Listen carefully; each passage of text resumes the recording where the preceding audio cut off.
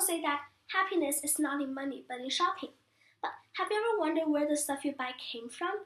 Everything you see or buy in shops went through a process called the materials economy. Extraction, production, distribution, consumption, disposal.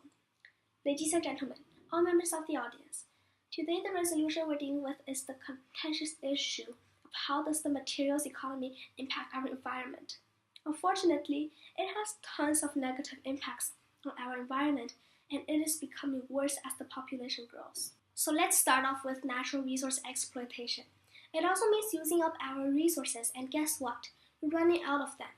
It leads to great costs, including deforestation, desertification, extinction of species, forced migration, soil erosion, ozone depletion, greenhouse gas increase, water pollution, and natural disasters. We already used up 1/3 of our planet's resources in the past 3 decades, with only 4% of the original forest in the United States and 40% of drinkable water left. Also, not only in the United States, but it's also happening in the whole world. We only have 20% of the planet's original forest left, and we're losing 2,000 trees a minute in the Amazon alone. 2,000 trees a minute. This means that we're cutting down 7 football fields of trees per minute. Air pollution is a serious problem we're facing now. In the second stage of the materials economy, which is production, we will add toxins into the stuff we buy. Then, at the last stage, which is the disposal part, we will burn up to 99% of what we bought, and the toxins in the goods will be released into the air. When the toxins are released into the air, it causes serious damage to it and increases air pollution.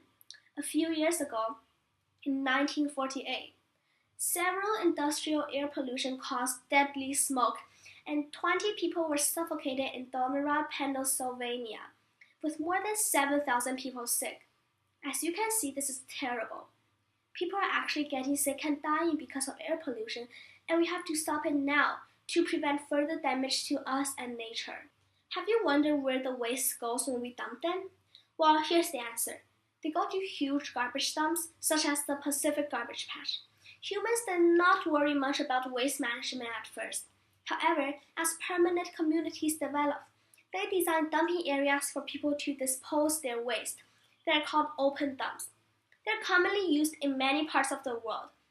They have a lot of major disadvantages, especially in places with high population. The groundwater can get easily polluted by the toxic chemicals. The liquid is called leachate. Methane may also be generated by dumps under oxygen-poor conditions. It is a flammable and explosive gas. The landfill was invented in England in the 1920s, also called the sanitary landfill. At the landfill, they will cover the garbage with several inches of soil at the end of every day. Soon, this way of waste disposal became popular in the United States in the 1940s. At the end of the 1950s, it was the main way of disposing of solid waste in the nation. Leachate and methane has caused significant problems with the early landforms. But the good thing is that they are placing inches of clay and thick plastic layers underneath the waste to collect and get rid of the leachate and methane. Also, the thing is that we have a solution. We can replace the linear materials economy with a circular system. The only thing we need to do is getting rid of the disposal part. Yes, we can't run a linear system on a finite planet, but we can run a circular system. Say those 3 words: reduce, reuse, recycle. The waste we produce can be reduced, reused, and recycled, and this can possibly save our planet in the future. The materials economy indeed has major influences on our environment. But for now, let's consider the present world.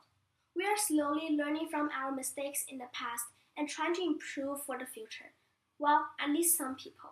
So let's not be too drowned in our past. Open your eyes and let's do what we can do to change our future. Thank you.